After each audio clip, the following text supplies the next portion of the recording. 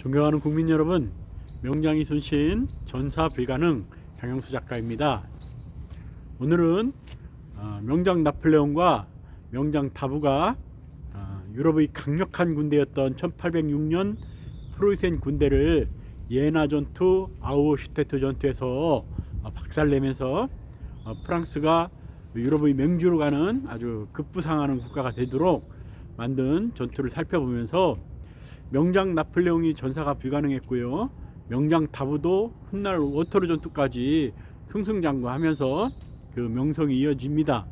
그랬을 때 명장 이순신 장군님의 전사도 명장 나폴레옹과 명장 다부의 경우를 살펴보면 불가능하다 전사가 라는 제목으로 말씀드리겠습니다. 우선 중국의 병법책 내용을 읽어드리고 시작하도록 하겠습니다.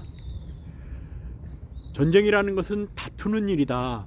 병사는 병기로 맞붙어 싸우는 기술을 다투고, 장수는 작전 계획을 다투고, 대장은 전쟁과 전투의 정황을 다툰다. 일반적으로 싸울 줄 아는 사람이라면 힘을 다투지 않고 마음과 지혜를 다툰다. 그러니까 병사들은 창칼로 서로 싸우는 어떤 기술에 의해서 승패가 갈리지만, 장수들은 작전 계획이 잘 됐느냐 아니면 작전 계획이 실패했느냐로 승패가 갈립니다. 그러나 총사령관은 전쟁의 승패와 정황, 그러니까 어떻게 하면 우리 군대가 승리하고 생존하는가를 정확하게 판단해서 군대를 잘 이끌어야만 그 군대가 승리한다라는 의미의 병법책 내용을 말씀드린 겁니다. 예나 아우슈테트 전투에서 프로이센 군대는 50년 전에 자신들의 조상이었던 프리드리 대왕이 오스트리아 군대를 로이텐 전투에서 아주 2배 많은 적을 박살을 냅니다. 신속하고 아주 강인한 군대 프로이센 군대를 적극적으로 사선 대용으로 활용을 해서요 박살 내는데, 문제는 50년이 지났는데 1757년에 있었던 로이텐 전투의 유물을 붙들고 1806년 49년이 지난 그 시점까지 예전에 이렇게 해서 이겼으니까 우리는 이길 수 있어, 그 내용 그대로 프로이센 군대가 전쟁의 천재 나폴레옹의 군대와 격돌했다는 것입니다. 나폴레옹의 주력 부대와 맞붙은 프로이센 일부 군대가 패전하는 것은 예나 전투에서 당연한 일이고요. 장 작가가 오늘 중점적으로 말씀드리고 싶은 것은 아우슈테트 전투에서 나폴레옹의 수제자라고 표현을 하겠습니다. 나폴레옹 군대의 수석 장군, 그가 절반밖에 안 되는, 프로이센 군대의 절반 3만의 군세로 6만이 넘는 프로이센 군세를 격파하고 브라인 슈바이크 공작, 말하자면 총사령관이죠. 프로이센 군대의 총사령관을 전사시킵니다. 훗날 프리틸란트 전투에서 대포 특공대라고 불러줬고요, 대포 포탄으로 아주 보병들을 집중 포격해서 아주 날려버리는 그런 부대가 나폴레옹이 이미 오스트리아의 그 군대들과 싸우는 마렌고 전투 또는 아우스터리츠 전투, 그 다음에 예나 아우슈테트 전투에서도 그 아우슈테트 전투를 운영하는 다부 장군이 말 그대로 나폴레옹의 수석 장군으로서 나폴레옹의 전술 전략을 그대로 따라서 했다. 그 전술 전략이 있었기 때문에 다부라는 장군이 명장이 되고, 다부라는 장군이 프로이센의 그 강력한 6만의 군대를 3만의 군대로 무찌르고 승리가 가능했다라는 말씀 드립니다. 프로이센 군대는 물론 개인적인 어떤 전투력들은 막강하지만 지휘부에 상당한 문제가 있었다, 장 작가는 판단합니다.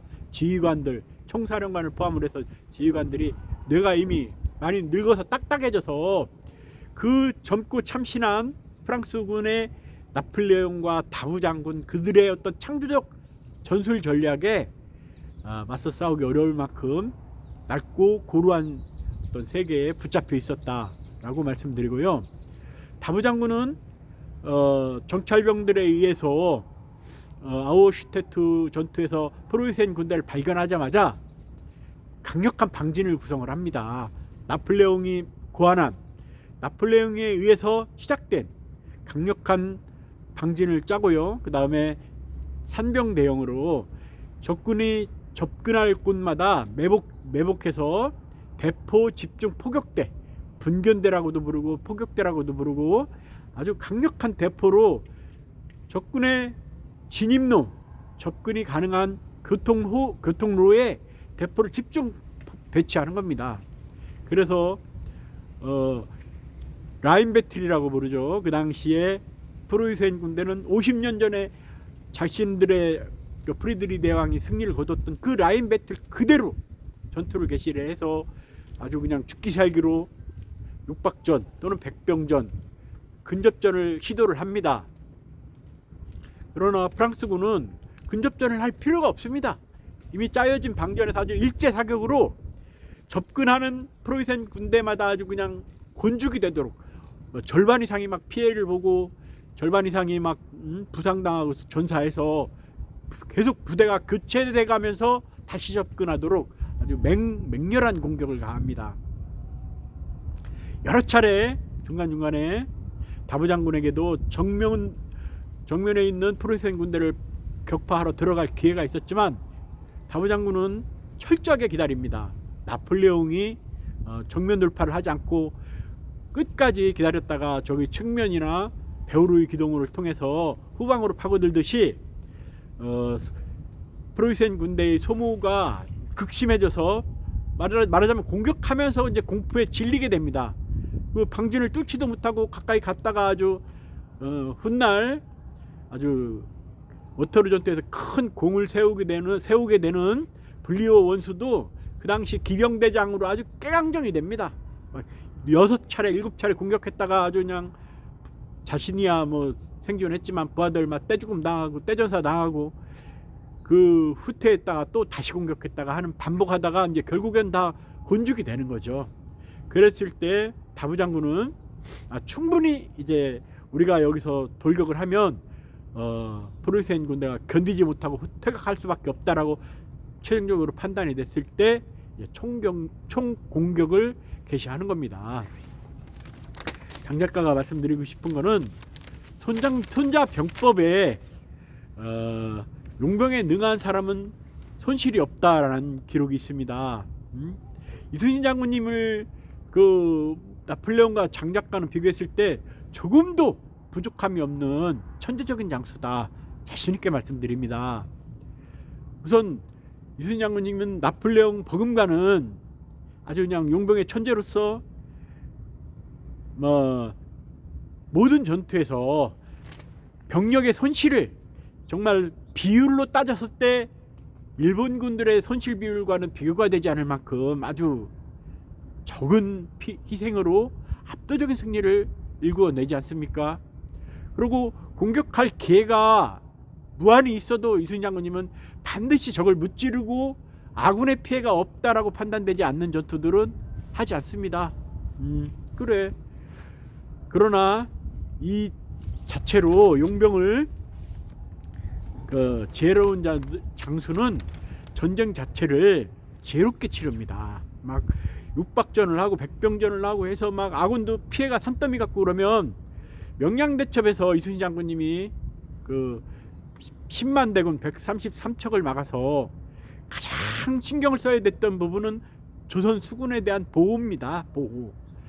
이제 일정한 아주 일본군 무기체계의 사거리 밖에서 대포로 집중 포격을 하고 후퇴하고 집중 포격하고 후퇴하는 과정을 계속 반복하시면서 판옥선 13척을 보호해야만 앞으로 뭐 어떤 전투가 얼마나 벌어질지는 그날 그러니까 저녁에 와키자카 야스하루가 18,466명이라는 일본군의 희생을 이제 경험하고 이거 내일 또 싸워봐야 저 이순신의 판옥선 13척은 멀쩡할 테고 우리는 18,000명 또 전사한다라는 계산이 되니까 이순신은 내가 제일로 두려워하는 사람은 이순신이며 내가 죽이고 싶고 흠모하고 숭상하는 사람이 이순신이다라는 기록을 남기고 퇴각하는 것이죠.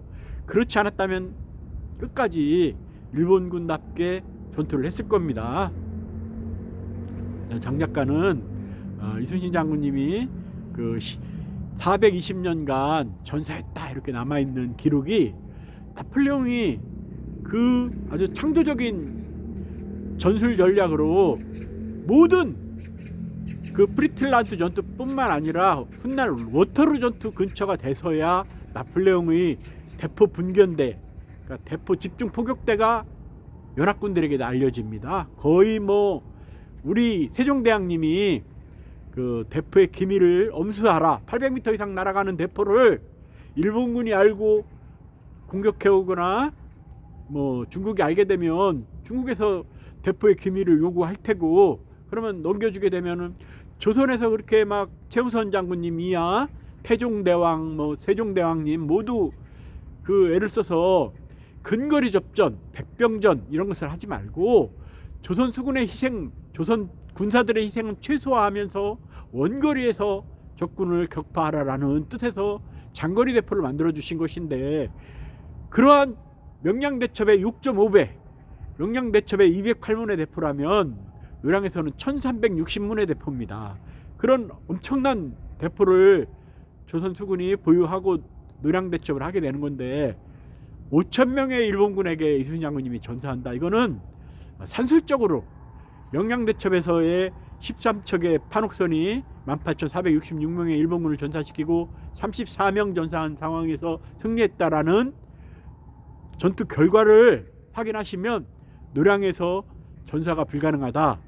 아마 대한민국 국민들, 그 다음에 모든 정치 지도자분들이 동의하실 것이다. 장 작가는 확신하고요. 이제 우리가 이순신 장군님의 그 감사하는 의미에서라도 잘못된 역사를 고쳐서 우리 대한민국이 상무정신이 살아있는 국가라는 사실을 온 국민에게 알리고 정상적인 역사를 기록해 주실 것을 장영수 작가가 간곡하게 부탁드립니다. 감사합니다.